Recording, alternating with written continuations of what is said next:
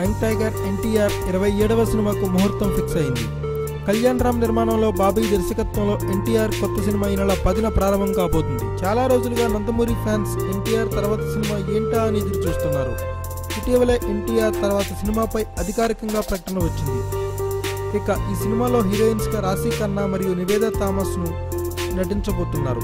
వీరిద్దరితో పాటు మరో హీరోయిన్ కూడా ఈ చిత్రంలో కనిపించబోతున్నట్లుగా వార్తలు వస్తున్నాయి.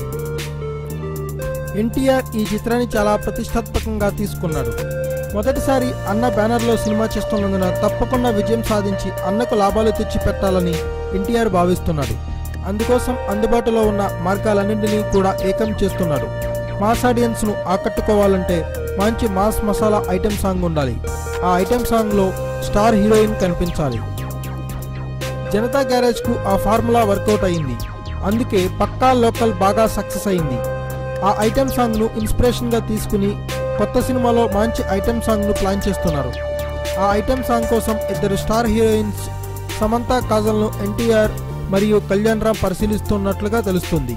వీరిద్దరికీ ఎన్టీఆర్తో సన్నిహిత సంబంధాలున్నాయి. ఆ కారణంగా తప్పకుండా ఐటెం సాంగ్లో నటించేందుకు ఒప్పుకుంటారని సినీ వర్గాల వారు చెప్తున్నారు. Thanks for watching. Please subscribe our channel.